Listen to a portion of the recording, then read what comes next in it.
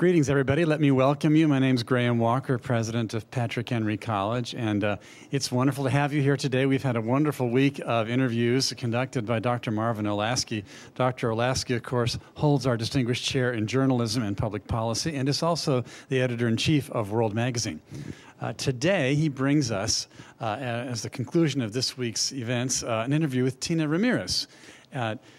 Ms. Ramirez studied at the International Institute for Human Rights in Strasbourg, France. She received an MA in Human Rights from the University of Essex in the UK and moved to Washington, D.C., where she spent the past 9 years defending oppressed communities in more than 30 countries. She served as a policy researcher at the U.S. Commission on International Religious Freedom and as a foreign policy advisor for various members of the U.S. Congress, where she helped found and direct the bipartisan Congressional International Religious Freedom Caucus. She has also directed international programs at the Beckett Fund for Religious Liberty. She has helped secure the release of imprisoned victims, testified before the Congress and the United Nations, and trained advocates and religious leaders in Iraq, Sudan, and Turkey in their religious freedom fights. She's authored several articles and was a contributing editor and author of a book called Human Rights in the United States, a Dictionary and Documents. In 2012, she was awarded the second annual Ahmadiyya Muslim Humanitarian Award in recognition of her congressional work defending that community, and also in recognition of the Beckett Fund's work in challenging Indonesia's blasphemy law. Perhaps most intriguing for us, she's the founder and executive director of an organization called Hardwired, a global social justice movement that mobilizes young leaders to end religious oppression. And in fact, she handed me this really interesting-looking brochure, which I bet she would give you one of after this interview. So please welcome Tina Ramirez and Marvin Olasky. Thank you.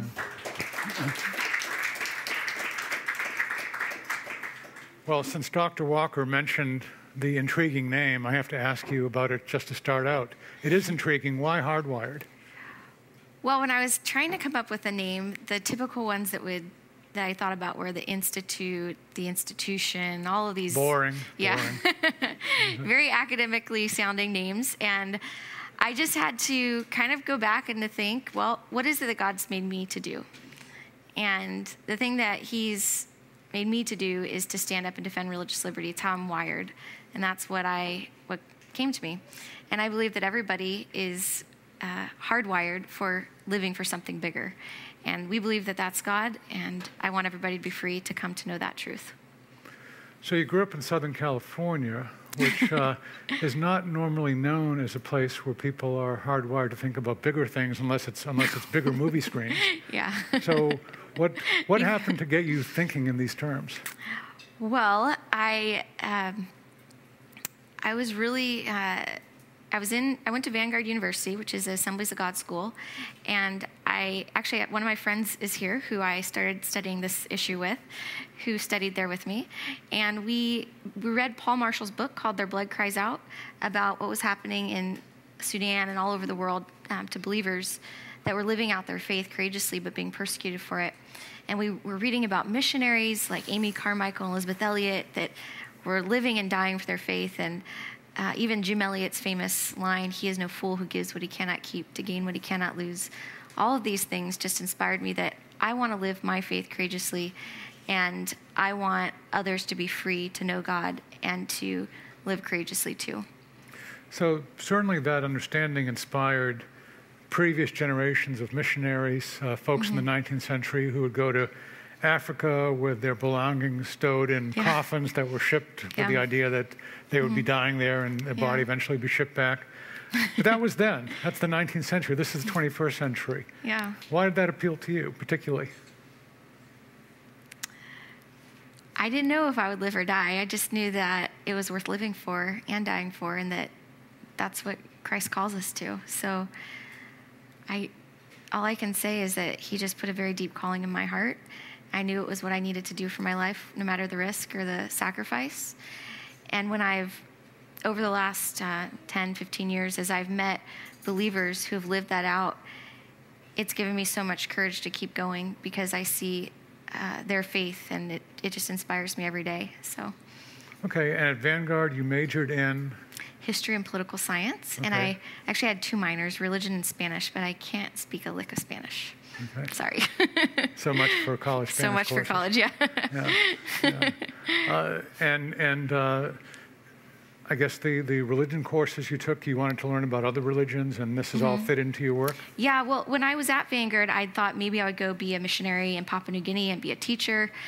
And I thought if I'm going to go overseas, then I want to understand different world religions and cultures and their history. So I studied history and religion in order to incorporate the 2 of those in the missionary work that I wanted to do. But I also, in the process, was very just grew in my own faith and understanding what my faith was about. And I learned about a lot of different cultures and communities, even within the Orange County, LA area. There's just a little bit of everything. So a lot of the students here at Patrick Henry, same age that you were when you really were studying and deciding to go in this area.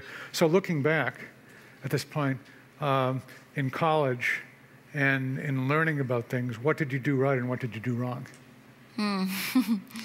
Well, the thing I did right was I just pursued the calling that God put on my heart, and I allowed Him to lead the way, because I couldn't plan out where that would be, but I just knew what He had given me a passion to do, and I allowed Him to direct my steps. So I went into teaching for a few years, but I felt at some point that that I needed to stop teaching, give up my job, and go and do something else. And I did. I went and I studied in England human rights, and that opened up a whole nother door that I hadn't expected, and enabled me to get involved in this field that I've been involved in Washington for the last 9 years. So I think that you have to be brave and just follow what God's leading you to do, and really pursue it with excellence. And as far as maybe what did I do that might have been wrong? This is just you and me talking here, no one else.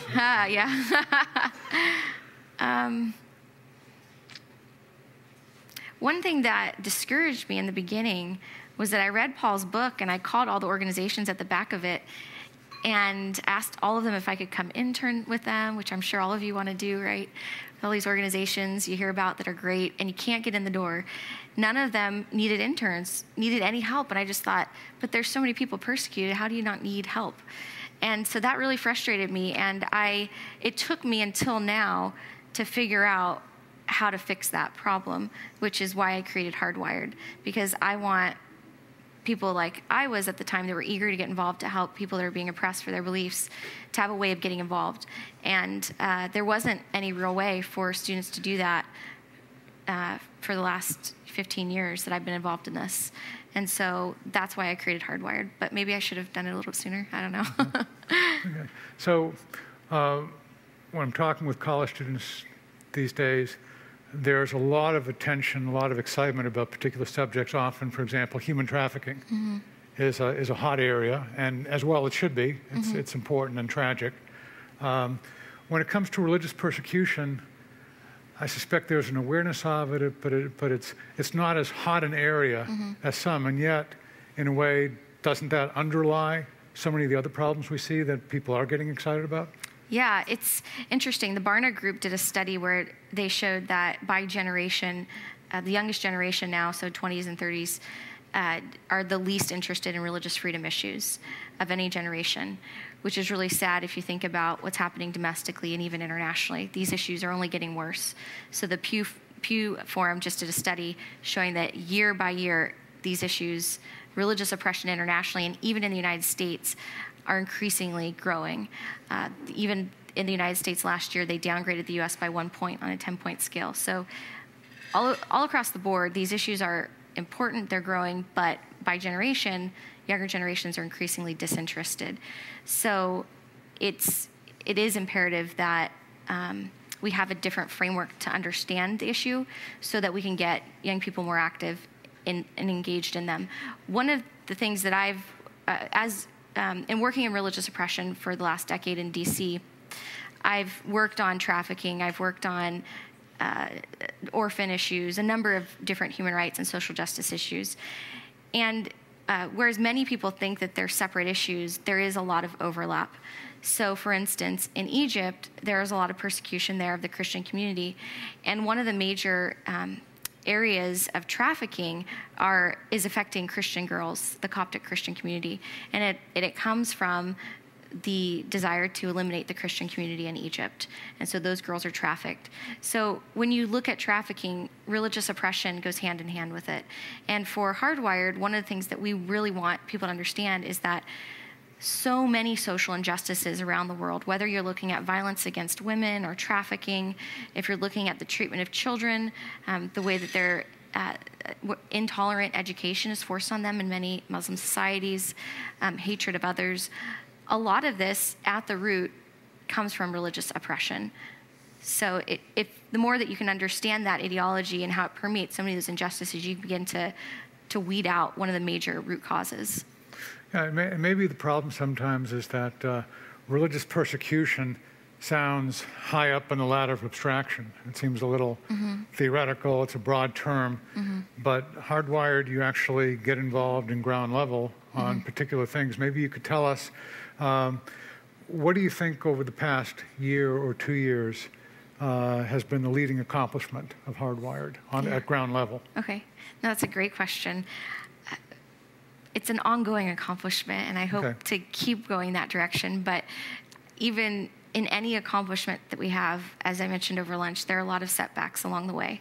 So it's never an easy road. I don't want anybody to think that.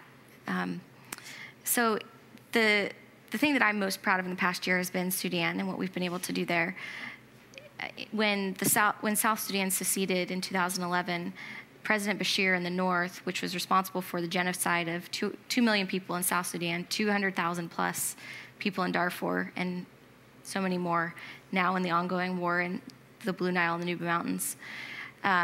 He said that he was going to institute a new constitution, and he opened up a civil society group to actually draft that new constitution. And in that group were a couple of Christians that were asked to do the provision on religious freedom. So they were tasked for the whole country of Sudan to determine what religious freedom would look like. And they came to me and some of my friends, and they asked for our help. So we actually had an opportunity to bring several Christian leaders, about 17 of the leading Christians that lead churches and Bible colleges all throughout Khartoum. And many people don't even know that there are Christians left in Khartoum, but there are. There's a vibrant, historic Christian community there. And we trained them in how to draft a law to protect religious freedom, not just for them, but for everybody in Sudan. And they drafted it. And it was actually amazing because these are believers that never really knew how to defend their own rights. And by the end of that training, they were able to defend themselves. And they went back to Khartoum, and many of them were attacked. Many of them were brought in for hours on end and interrogated by the government, but they had greater courage. And when they left that conference, they said, Tina, we know the risks in going back. We know the risks in learning what our rights are. But if we don't live out our faith, we're going to be attacked and persecuted. And if we do live it out, we'll be attacked and persecuted. So we'd rather die bravely and courageously, living out our faith in boldness. So I was inspired by them, but they went back and they actually brought a whole group of Muslim human rights advocates to a second conference that we had where we were able to train them in the same constitutional principles for religious freedom. And that group went back to Sudan, and one of the leading women's rights advocates in all of Sudan argued and got adopted that provision that they wrote, that these Christian leaders wrote on religious freedom by one of the drafting committees in Sudan. It's a huge accomplishment. We've been working on Sudan for so many decades, and especially since 1998 when the Religious Freedom Act was passed, we had all this passion to end the conflict in Sudan. And this is the one glimmer of hope that I've seen there in so long, and that I was able to be a part of what these young leaders in Sudan did was really exciting. And there's more to that story, but... Well, so, excuse me. So in Sudan, you're really on the side working alongside women's rights folks, for example. When it comes to other groups that aren't usually working with Christians, including, say, in Muslim country, gay rights groups, how does that work out? Well, so in Sudan, we've worked with Muslims and women and all different kinds of activists, communist activists, and just everybody across the board. And what they recognize is that all of their rights are tied into each other's. So even the women and the Muslims that came to our conference, they hadn't realized how Christians suffered as a result of their faith in Khartoum. They thought all of them were oppressed politically, but they didn't understand there was a whole other dynamic for what the Christians faced. And not only that, but the Christian men didn't realize that the Christian women faced persecution even worse than they did, because they faced it under Sharia, whereas where women are treated even less. And so they have morality police going around making sure the women are wearing their veils correctly. They're not allowed to enter certain classrooms and do certain things or professions. And so it was really great to help all of the different people that we had at the conference understand that all of you are facing this, whether you're a Muslim from Darfur persecuted because you're the wrong kind of Muslim, or you're a woman that's a women's rights advocate, or a Christian. Religious oppression, this oppressive system that Bashir is enforcing on everybody, affects all of you. In a country like Saudi Arabia, the government teaches in its textbooks how to kill Jews and Christians. It also teaches you to throw a homosexual off the cliff, to murder them, because that's against their religion. And in our opinion, they're a human being. They shouldn't be treated in that way. And so we would stand in their defense and saying they shouldn't be oppressed in that way. They have a right to live with dignity and to come to know the truth, just as every human being does. And we want them to have the freedom to know what that truth is. So you're very upfront with your Christian beliefs. And you're very clear in indicating this is the basis for why you're doing any of this stuff. But yet you're building these alliances, or at least a kind of yoking with others for these particular purposes. So do you sometimes get criticism from other Christians for doing that? Not too often. No, not too often. But there are groups that think that we should only be defending Christians. And when they say that, my response is simply that I believe God made all of us to come to know him. And without the freedom to come to know him or to worship him, how does somebody that's a Muslim or that doesn't believe what we believe come to know him freely, or have the joy of worshiping him in freedom? And they might not choose what we choose, but they have the right to choose. And I don't believe that our faith is one of forcing Christ upon people. He wants people to know him, and if they reject him, then they've chosen their own fate, and that's something they've decided. Yeah. So. Now, Bob Fu yesterday said that his organization, China Aid, had very helpful cooperation from the Bush administration. Hasn't had that much from the Obama administration. What's your experience? Well, with the Sudanese advocates that I just had to help get out of Sudan, the State Department was extremely helpful. Okay. And so I can't criticize it in that respect. But in general, from the time I was working in Congress, when Nancy Pelosi came in, there was more Democratic-led Congress. It was more difficult to get things moved in Congress. And then when President Obama came in, it was more difficult as well. However, under Tom Lantos, a former Democrat, he was great. So I think it probably depends on what kind of a Democrat, in the same way it depends on what kind of Republican. We've had Republicans, for instance, right now that have been really uncooperative and unhelpful. So Congressman Ed Royce, on some things he's great, but when it comes to India, he'd rather promote economic interests over religious freedom. And you see that quite often with some Republicans. So I think that there is definitely it's a lot more difficult now under this administration, but you could look on both sides of the aisle and see similar problems. Is there an understanding that religious freedom, yesterday actually was Religious Freedom Day here in the United States, is there an understanding that religious freedom, as it's the first freedom here and it really underlies other freedoms, is there that understanding when it comes to Sudan or India or other countries? I don't think other countries see it that way at all. Most people, the lingua franca of human rights has really been promoted throughout the world. So there's a general concept of what human rights is, but not a deep understanding at all. So even when we went into Sudan, we were working with some human rights advocates, but their training was pretty limited even still. So when we broke down just what religious freedom was, they recognized, wow, religious freedom intersects with freedom of expression, freedom of the press, freedom of assembly, freedom of political participation, all of these other rights that they hadn't really thought about. And so it gave them a much deeper understanding of human rights by understanding religious freedom. I believe that it's one of the foremost freedoms, and that without religious freedom, so many other freedoms fall to the wayside. It's a huge indicator of true freedom in a society. But that's not understood, even though most societies around the world outside of the West are very religious. And so I think there's a huge, there's a great opportunity for us to articulate religious freedom in the rest of the world because of that. So Sudan, you've been very much involved in. Hardwire's been very much involved in it. What's the, let's say, number two, the country in which you've the second most involvement? So, well, I'm not sure if I could say number 2 or 3, but the other 2 countries that we're active in are India and Turkey. And in India right now, you've got new elections coming up in April or May, where the prime minister of, or I'm sorry, the governor of Gujarat state was responsible for a major massacre of Muslims in his state by Hindu extremists. And the party that he's running on, the BJP, has been responsible for a number of attacks on Christians throughout India. So there's a lot of fear from people of all different minority communities throughout India that if this man is elected to be the next prime minister, minorities will really be in trouble.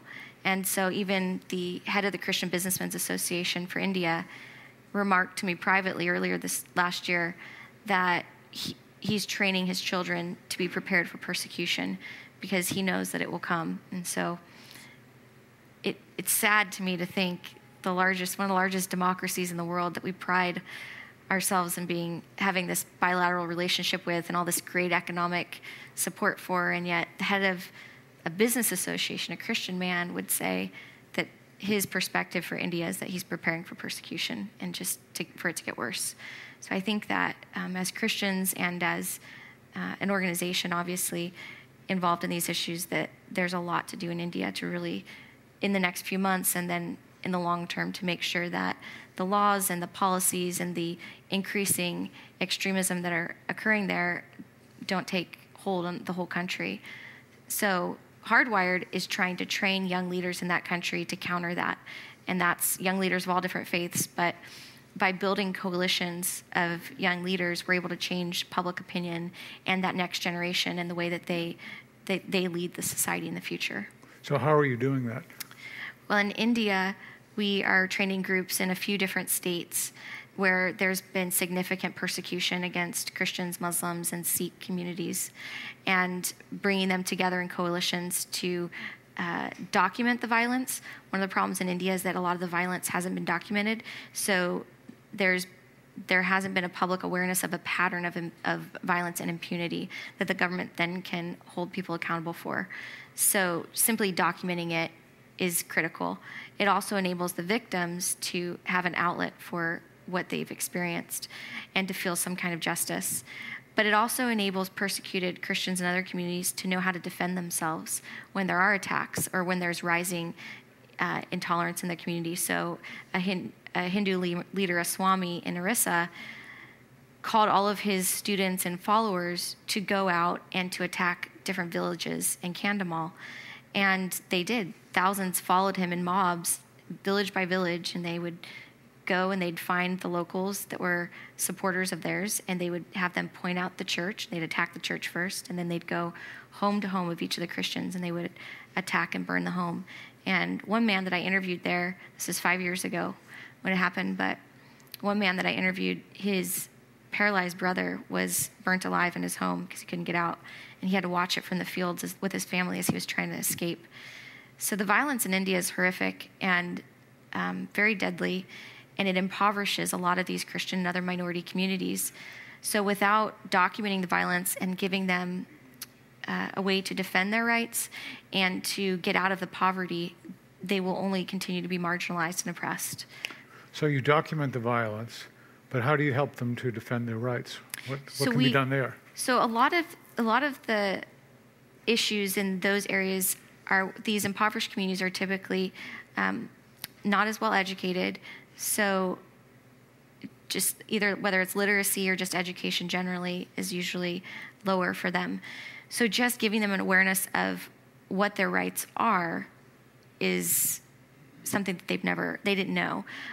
Even when I've worked with students here in America, there were students that knew what the Constitution was, but they didn't understand that they had dignity, inherent dignity as a human being. And so we teach them that you have dignity that's ingrained in you as a human being. It's part of your humanity. No one can take it away from you. Obviously, I can tell them why I believe where it comes from, that God imprinted it on them, that he created them. And if they want to choose to believe something else, that's fine. But that's what we tell them. And then we help them understand internationally, this dignity has been recognized and enshrined in law, and people universally have acknowledged it. Your government has signed on to agreements that have said, we acknowledge that this is a right you have. And a lot of times people don't even know that their government signed on to something that said, yes, I have this right. And so we help them know what the international community said universally, that these are things ingrained in you, that you're created this way. We also help them understand what their national laws say. We teach them how to dialogue back and forth and not argue, but dialogue when there is a conflict that can be mitigated by dialogue. So we teach them that. There are a lot of different mechanisms that we work through. So it's ingrained in us. We certainly, as Christians, we know that everyone is created after God's image, even though we mar that image. Right. But when you talk with people from other religions or other worldviews that don't have that, on what basis can you make that argument? Well, I explain to them where I believe it comes from. I talk to them about the international basis that's been recognized universally through the Universal Declaration of Human Rights, for instance. The founder or the authors of the Universal Declaration, Charles Malik, Rene Cassin, a Jewish man and a Christian, the perspectives that they came from. If we're working in a Muslim community or Hindu community, we ask them to talk about where these ideas come from in their own faith and to really think through those themselves. So we offer different perspectives and we let them come to their own decision. Okay. But part of the dialogue enables them to think more critically. And in many of these societies, they've never had an opportunity to think about the other side or a different type of basis for what it is. And often they've been persecuted by people that have tried to impose a certain belief or view on them that really is inconsistent with their dignity. And so by just giving them the ability to think through these things in an open and free setting, they're able to explore the fact that maybe there is something that I didn't think about before as far as where my dignity came from. Okay. Let's talk Turkey. Sure. What's going on there? Well, Turkey, last summer, I'm sure everybody saw that there were some riots in Turkey over a park, and it seemed kind of crazy. But really at the root of what's happening in Turkey is that you have a fairly Islamist government, and the people have always been extremely secular, and there's a lot of there's this conflict going on in the society over whether the government's going to remain secular or it's going to become more Islamist. And there is a great fear amongst many of the young people in Turkey that it's becoming too Islamist. And so Turkey's going through a constitutional revision, and part of that constitutional revision is reviewing whether the provisions on religious freedom. Although at the forefront of what's happening in Turkey, most people are focusing on whether the president is going to become a president for life, like an Islamist dictator, or if he's going to actually be under the law. And the second issue they're looking at is the Kurdish issue and whether the Kurds are going to be recognized as an ethnic minority in Turkey. But underlying all of these, whether is really if the president becomes a president for life and they're afraid of him doing this because of his Islamist leanings, then really they're afraid of religious oppression in their society. And ultimately, that's the issue that they need to begin to address and to look at, or the religious identity of many ethnic minorities that are not Kurds. So the Syriacs, the Armenians, the Greeks, all of the other even the Alevi community that are a Muslim minority in Turkey. So at the root of Turkey is this conflict over whether it's going to stay secular or become an ultra-religious state. And what Hardwired is doing is going in and opening up a dialogue and training lawyers and advocates and religious communities to engage in that dialogue to say, we don't have to become one or another. Religion can still flourish in a society in freedom, and the way that you do it is, X, Y, and Z, and that's something they need to figure out. But in America, we obviously have a system where religion isn't separate from everything in our government and state, and it works. And so that's something that a lot of countries don't understand. They think that you have to be ultra-secular, you have to be ultra-religious. There's nothing in between. And we're helping them understand that there is an in-between where you don't have to suppress religion or impose religion. People that are religious can flourish in the society with their ideas, but it's all a matter of how the state and the people see the role of God and the state in the lives of individuals in the country. And so that's something that we help them understand.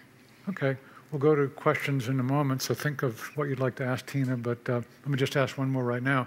If there's, say, a student here who's a freshman or a sophomore, or someone who reads the eventual article in World and thinks, when I'm in my 30s, I want to be like Tina Fernandez.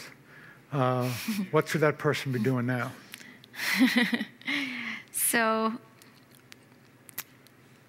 Well, it depends on what part of my life you want to be a part of. But, it's if you want to help end religious oppression and be involved in training young people around the world, then you need to qualify yourself to do that. So studying, whether it's politics or international law, human rights, things of those arenas, being able to articulate your faith in a strong defense of it, knowing what you believe in the foundation of it, all of those things will help you get there.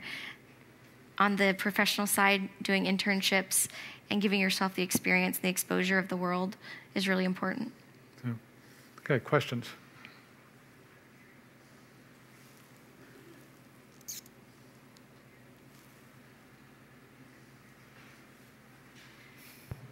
Hi.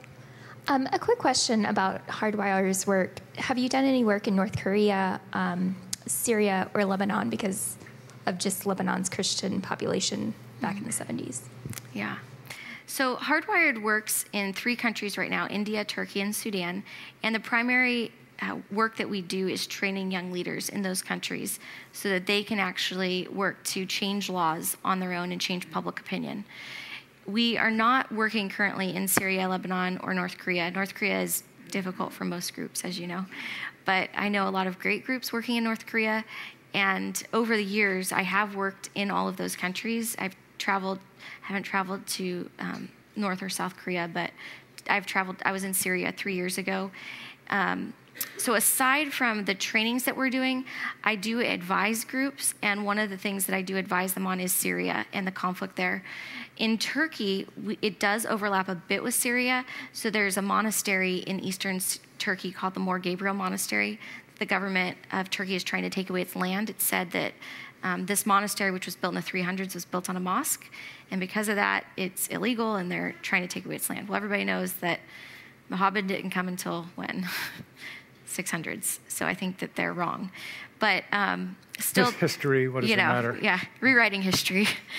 So there's a legal battle, and we're helping the monastery legally, but also just supporting them. So actually on our website, there's a link to Mor Gabriel, and you can connect to them to support them and to share what's happening.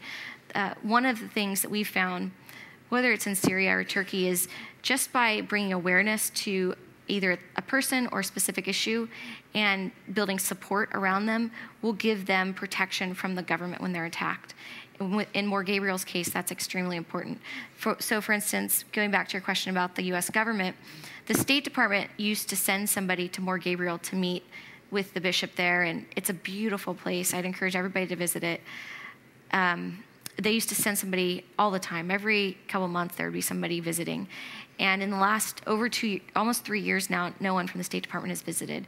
So that's the U.S. Embassy based in Turkey. So just to give you an idea of how overlooked certain religious freedom issues have become, that's a perfect example. Because when the U.S. officials would visit Mor Gabriel, it gave them the protection from the government of Turkey. But now the government doesn't think that we take it very seriously, so they're able to get away with more. In Syria, I visited 3 years ago, and I did work on some issues for the congressman at the time related to Syria. There were, one of the bishops that I visited is one of the ones that's been kidnapped. So I was with him 3 years ago. And the bishop, Bishop Ephraim from the eastern United States that represents the Syriac Church is a good friend of mine. And he and I have been talking about different ways that we can work with Congress and internationally to help bring greater awareness to the persecution that they're facing. And so I've helped Congress organize hearings on Syria in the last few years and bring people to come and speak to them. And I've helped some Christian groups think more strategically about how they can address the issue. But there's a lot there. So. Any other questions? You've traveled some in the Balkans, I understand. What's the situation there like now as far as religious liberty? The Balkans is interesting because, so former Yugoslavia, you've got Bosnia, Serbia, Croatia, Albania. There's a lot of growing Islamic extremism in the Balkans right now. And on top of that, or coupled with that, you have a lot of past just hatred and conflict, violence that occurred amongst different communities. So a lot of that is carried over. And so certain legal rights where there should be greater equality, you don't see them because of fear within the society. You also see Orthodox Christians persecuting evangelical Christians, and you just see a lot of different issues. So it's kind of a mixed bag, but there is growing extremism there, and it's something that it's important to follow and to watch carefully because they get a lot of foreign funding for extremism. Yeah. So. Tina, first of all, I just wanted to say thank you so much for the work that you do. It's very admirable. And also, I guess my question is, what is the main message or even talking points per se for people in the U.S., especially young people who aren't interested in religious freedom advocacy, don't understand what's going on? What exactly is the best message to try to stress, especially at this point, to try to get more people interested? Yeah, that's a great question. I guess the first thing I would say is that no one should be oppressed for what they believe. We think that talking about religious freedom is automatically going to put up a barrier with most people in America because of domestic issues going on. And I worked at the Becket Fund, so I know this firsthand. I worked on the Hill, so it's even worse. But when you talk about religious oppression, one of the things that we discussed is that at the root of so much religious oppression worldwide, or so many social injustices worldwide, is religious oppression, whether it's trafficking or the treatment of women, et cetera. And so we think that that's actually a better way of approaching it, and that's why we've tried to articulate our message. And even just our name, Hardwired, we believe is something that everyone wants to live for something bigger than themselves. And so it's an easier way of talking about these issues when it's something that everybody can kind of start with an agreement on. And I guess the third thing would be that there's this famous quote, or the famous quote by Pastor Niemöller, where he says, they came for the communists and I wasn't one, so I didn't stand up for them. They came for the Jews and I wasn't one, so I didn't stand up for them. And they came for me and there was no one left to stand up for me. It's much longer, but I believe that as Christians, we have to be willing to stand up for the dignity of every human being, regardless of who they are, what they believe. And in that, number one, they'll see our witness, and that will speak louder than words, and Christ will do the work. And second, in doing that, we will have a much larger coalition to defend Christians when they are persecuted and in need. But even defending people that aren't Christians, that might never become believers, is worthwhile in and of itself, because they are created in the image of God and they deserve that freedom. And if we were only defending ourselves, it would just be extremely short-sighted for the mission that God has for the whole world. So I hope that maybe gives you a few.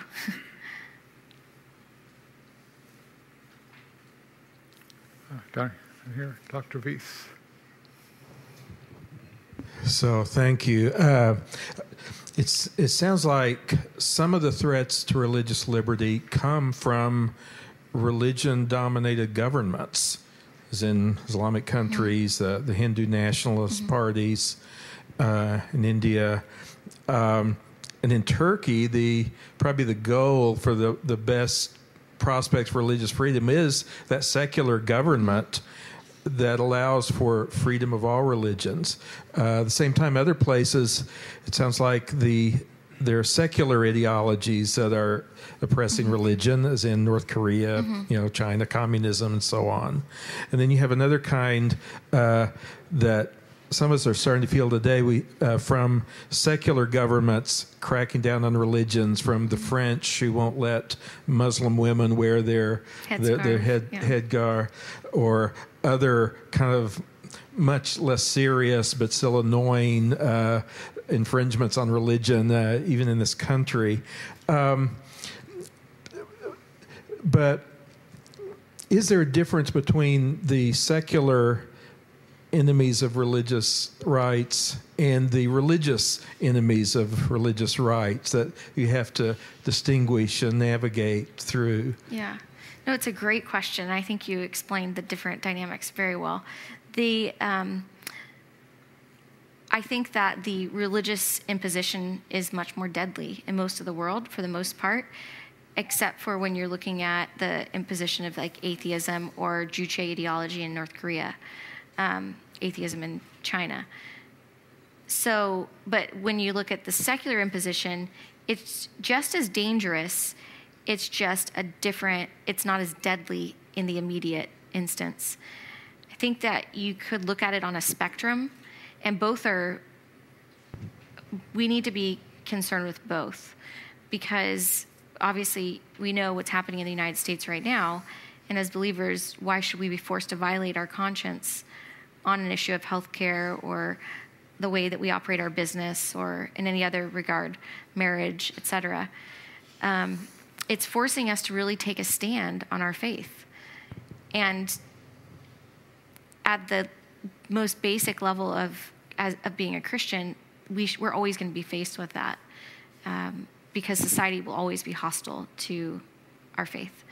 On the other end, though, it's this life and death decision often for people, and it's deadly, but it's just as difficult in some ways. When I meet with persecuted believers, their decision in some ways is easier because they're going to die, but it's quick for the most part. Whereas for us, it's this long, we have a choice every day whether we're going to deny Christ or not in every decision that we make. And those decisions are much easier usually for believers in countries where either they do it or they don't. For us, we're able to, it's like a slow dying to self, or a slow, I don't know how to describe it, but it's a lot more insidious in our lives. And I feel like because of that, it's harder for us to recognize it and to really make that tough stand of yes and no. When I look at the different countries, going back a little bit more broadly to your question, we have a few different ways that we look at it when we're doing our training. So I explained a little bit related to Turkey. You have God, you have man, and you have the state. And in communist countries, the state really determines the relationship that individuals have with God. In democracies, the state is neutral. So the state is just one of many institutions like the family and everybody else on the same level. And the individuals have their own relationship to God, and it's not a theological institution. They're all on a level playing field. So government is, I guess, neutral isn't the best word, but in some sense. In theocratic governments, you have the state determining God. It's not even God at the top. It's the state determining who God is, and then the people. So like Saudi Arabia would be an example of that. When we're working with people in Sudan or Turkey or India, they come from sometimes they have a mixture of those different three models, but when they are able to understand who the individual is and the rights that the individual has in relation to other institutions, whether it's the family or their church or whatever, but when they recognize the difference between that and the rights that the state has, it really changes the way that they think about their rights and their role in the country, and the way that they want to write laws and implement laws and enforce laws, because they realize what the government has been doing to dictate or to oppress or suppress their rights to be free to choose and to believe what they want. That's been the dynamic that we've found. And whether it's in China with atheism being imposed on them, or in Saudi Arabia or Sudan where Islam is imposed on them. Just one more question, if I could. You mentioned that in the Balkans, there are cases where Eastern Orthodox Christians are pressing evangelicals and so on. In general, though, in Africa and other places, we read a lot about conflict between Christians and Muslims and others. Are Christians sometimes guilty of interfering with religious liberty, as we see with Islam and Hinduism and some of the others? Or does the Christian worldview have something built into it that maybe kind of mitigates that somewhat? Or are Christians guilty of this also? Then we need to be careful. I don't know if anyone remembers, there was a couple years ago a bunch of Christians imprisoned in Iran. And what happened was that there was a fight in a church, and one pastor got jealous of another pastor and reported the church. And so dozens of Christians were imprisoned. I've seen it in Iraq. I've seen it in so many parts of the world. And persecution, people say persecution is great for the church. It's not always great. Sometimes it causes a lot of infighting and suffering. I don't wish it on anyone, honestly, but we all will face it. I have seen, even in Sudan, actually, the two men that had to flee the country were exposed to the government by an informant that was a Christian. Now, I believe he was interrogated. I don't think he did it out of his faith. I think he was interrogated and he caved. And I don't have any hard feelings for him, and neither do these guys. I mean, it happens. The things that when they're interrogated and they're tortured, it's pretty gruesome, and people crack. And I'm not going to judge them for that. I don't think that they're not believers because they cracked and they exposed somebody. We just deal with this situation and we get them to safety, and that's what we do. And we pray for reconciliation amongst the believers, because more than anything, they need to be standing together.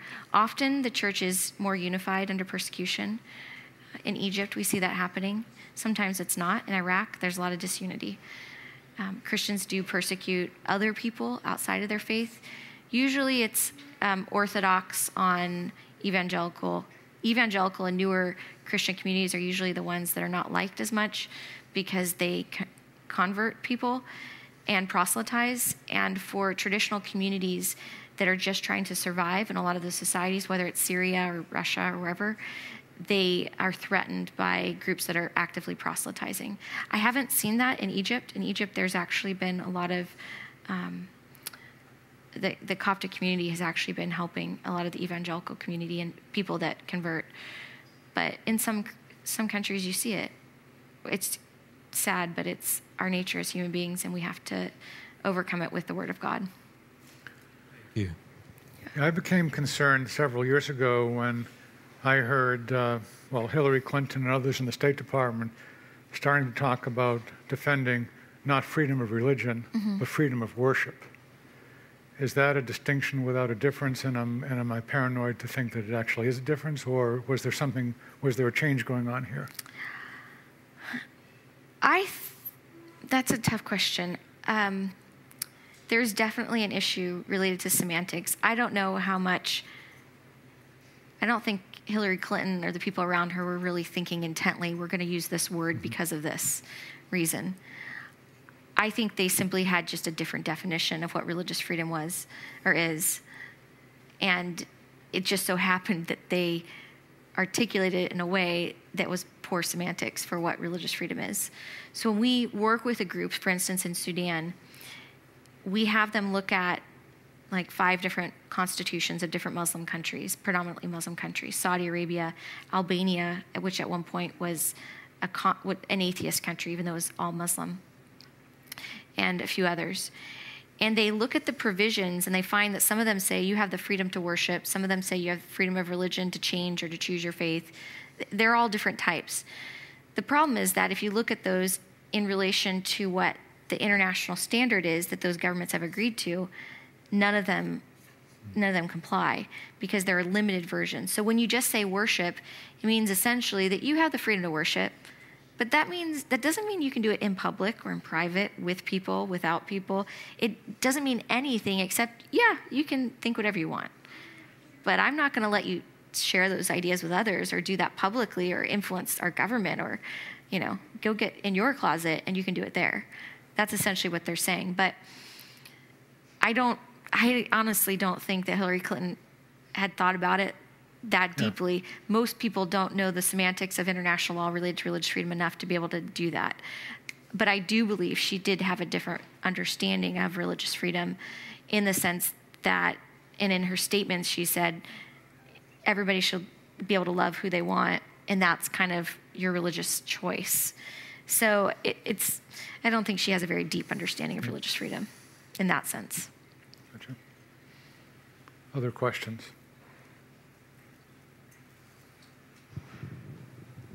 Thanks again for coming. I was just curious, the young leaders that you mentioned partnering with in the 3 countries, how do you make those connections? Are they just people you met when you were traveling, or how do you partner with other associations in the countries?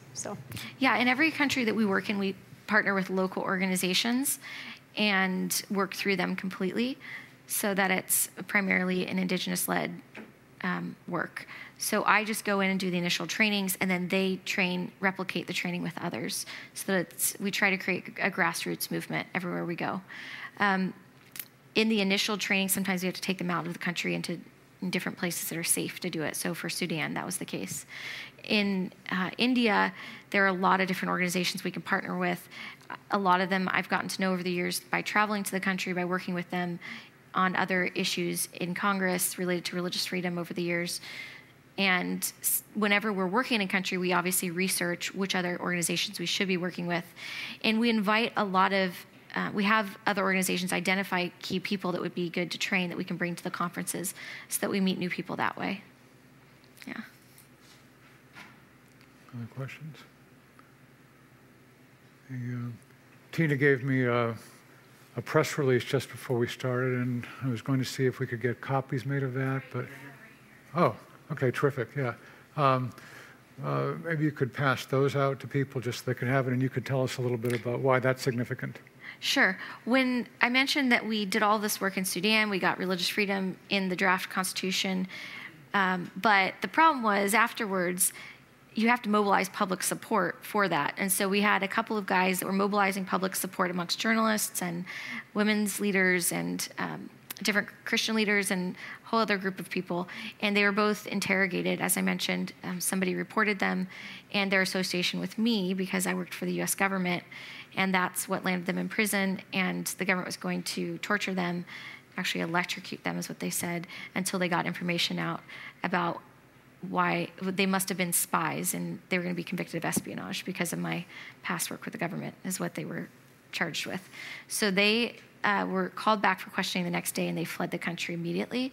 We were able to get them safely into another country where they were in hiding for about 6 months. And then last month, with the help of the State Department, we were actually able to bring them here on student visas where they're going to study.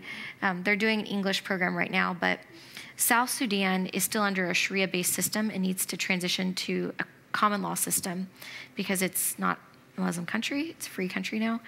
And all of its lawyers over the years have been trained in the North, so they don't know any different. But they don't have lawyers that are trained in common law or that speak English. So there's a huge... Let me ask one final question. Sure. In a way related to this, we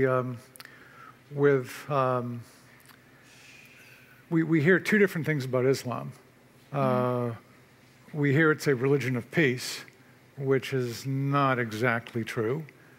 We also hear it's a religion where everyone is violently oriented and terroristically inclined and so forth, which also not true.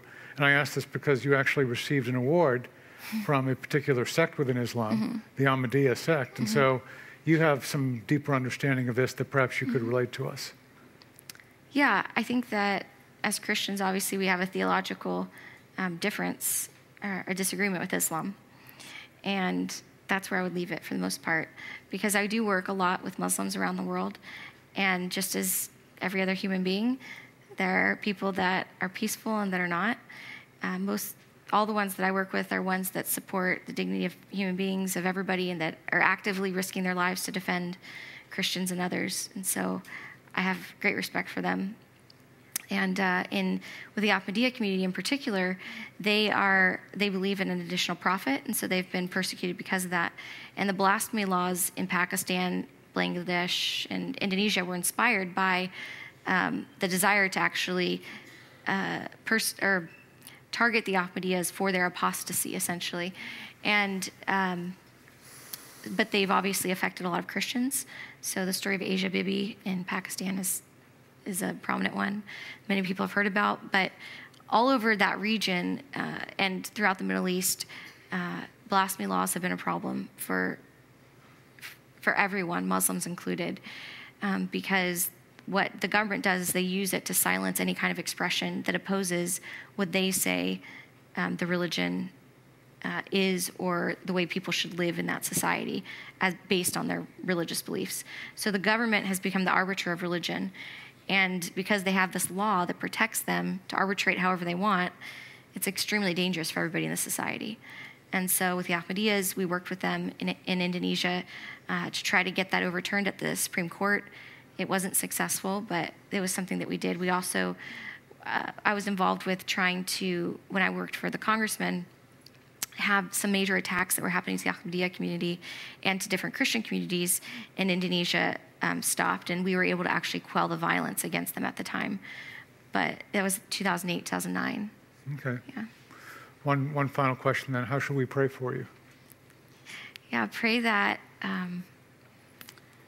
that young people here become inspired by the message that they can help end religious oppression, and that young leaders abroad continue to rise up to stand against it, and that we can just draw more people together to have a generation that actually cares about religious freedom and actually changing things around the world. All right. Let me express thanks to our guest today, also to all of you who've come to join us in person, all those joining us via live webcast. And of course, ultimately, there are several 100,000 readers of World Magazine who will join us in this experience through the written version of these. But for today, please join me in giving our appreciation to Marvin Olasky and Tina Ramirez. Thanks, Marvin.